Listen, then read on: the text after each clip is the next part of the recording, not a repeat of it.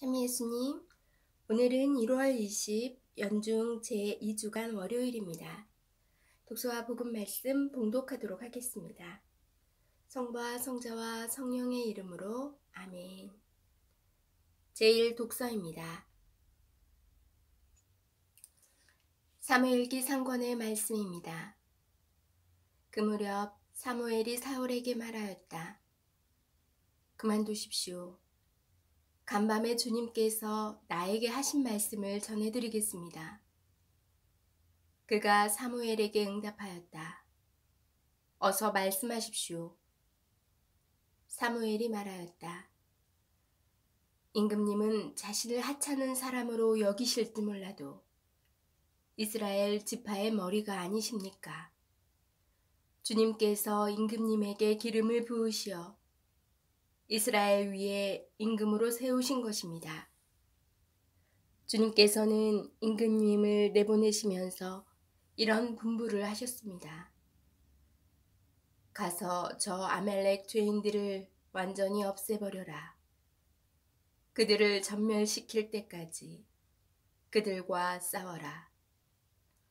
그런데 어찌하여 임금님은 주님의 말씀에 순종하지 않고 전리품에 덤벼들어 주님 보시기에 악한 일을 하셨습니까?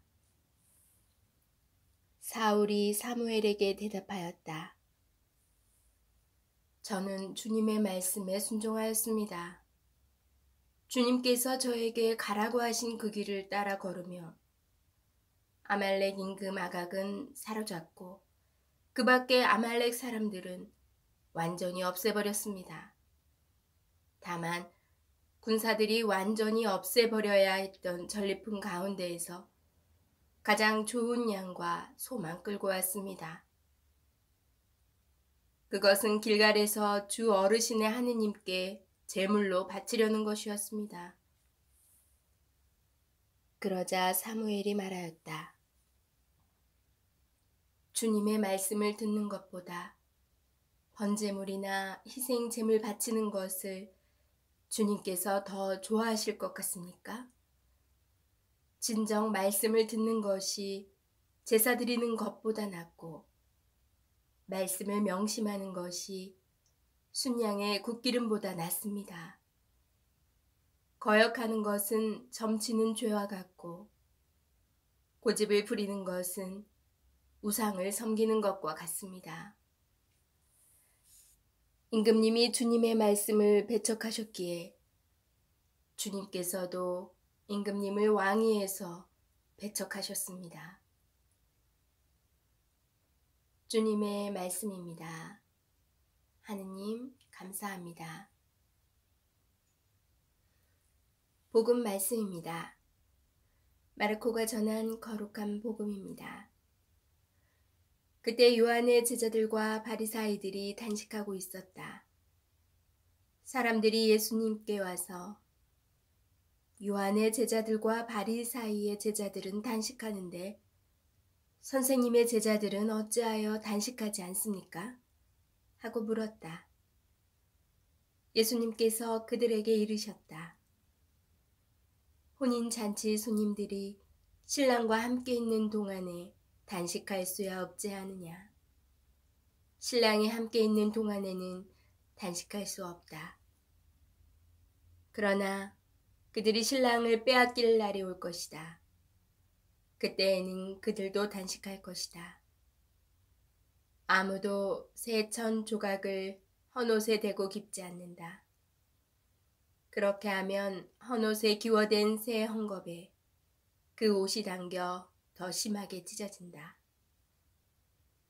또한 아무도 새 포도주를 헌 가죽 부대에 담지 않는다. 그렇게 하면 포도주가 부대를 터뜨려 포도주도 부대도 버리게 된다. 새 포도주는 새 부대에 담아야 한다.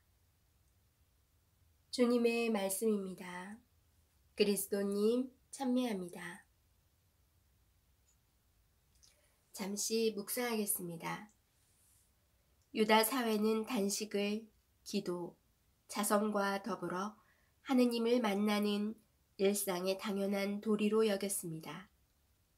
단식을 하지 않는 것은 사회적 당위에 대한 도전이자 저항으로 비쳤을 테고, 예수님의 공동체는 기존 사회의 이질적인 무리로 여겨졌을 것입니다. 예수님의 답은 명확합니다. 신랑과는 기쁨을 나누어야 하고 기쁨 속에 단식할 수 없다. 이러한 예수님의 논리는 우리의 일상을 다시 생각해 보게 합니다. 우리는 하루하루를 기쁘게 살아야 하지만 기쁘게 사는 것 자체가 목적이 되거나 기쁘지 않으면 안 된다는 강박증을 일으켜서는 안 됩니다. 기쁨은 신랑과 함께하는 기쁨이지 저 혼자만의 만족감에 따른 결과물이 아닙니다. 새 포도주는 새 부대에 담아야 안정적으로 보관되어 기쁨을 주는 것이지, 포도주나 가죽 부대 자체가 기쁨을 보장하지는 않습니다. 갈수록 개인주의화되는 우리 시대에 개인적 수련을 통한 행복이나 기쁨의 수요 여부로 신앙을 평가할 때가 많습니다. 잔잔한 호수 같은 마음을 간직하는 것이 신앙이 아닙니다. 오히려 마음속이 불편하고 어지러울 때가 많은 것이 신앙입니다. 낯선 것이 내 마음속에 포탄처럼 터져 소가리를 할 경우가 많은 것이 신앙입니다. 일상 속 이미 익숙해져 버린 것들에 저당 잡혀 새롭게 시작한 세상의 흐름을 읽어내지 못하고 익숙한 것이 좋다며 그 자리에 머무르는 것이 신앙의 가장 위험한 일입니다. 신랑을 얻어 새로운 집에 머물 기쁨을 잊은 채 혼인 전 제 집을 고집하는 신부는 없을 테지요.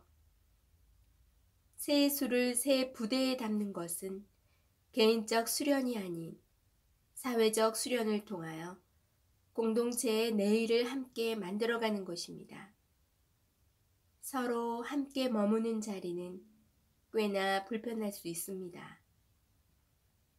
그럼에도 우리는 새 포도주를 마셔야 하고, 새 포도주를 마시려면 우리의 세상을 바꾸어 나가야 합니다. 아멘. 성부와 성자와 성령의 이름으로 아멘. 저는 오늘 말씀을 묵상하면서 저의 그 신앙 전과 후 달라진 저를 좀 한번 묵상해 봤어요. 신앙 생활을 하기 전, 신자가 되기 전, 세례를 받기 전에는 진짜 내 뜻대로 사회 그냥 세상 속에 그런 우리가 알고 있던 그대로 살아가다가 세례를 받고 예수님의 말씀을, 하나님의 말씀을 따라 살면서 많이 부딪히게 됐던 것 같아요. 기존에 내가 생각하고 있던 그런 것들과 또 교리적으로 하나님의 말씀이 굉장히 다른 그런 면에서 많이 부딪히고 거기에서 혼란도 오고 그랬었는데, 새로 세례를 받으시고 신자가 되시는 분들은 아마 이런 과정이 더 이제 나이가 먹어서 어른이 되어서 세례를 받으신 분들은 더 있을 거라고 생각해요. 하지만 오늘 말씀처럼 새 술은 새 부대에 담아야 하듯이 새로운 마음으로 나를 비워내고 거기에 예수님의 자리를 만들고 예수님의 말씀을 순수히 받아들이고 살아갈 때 올바른 신앙인이 되지 않나. 나의 옛 뜻을 그대로 간직하고 생각하고 행동하면서 예수님의 말씀을 듣고 따르기란 굉장히 혼란이 오고 어려워요. 다들 경험을 또 해보셨겠지만, 그래서 우리를 비우고 새로 오신 새 신랑 예수님, 새로운 부대에 새로운 집에 맞아들일 수 있는 그런 자세가 필요할 것 같다 생각이 들었어요. 오늘 하루도 주님 안에서 기쁘고 행복한 그런 하루가 되시길 기도드립니다. 전 내일 다시 만날게요.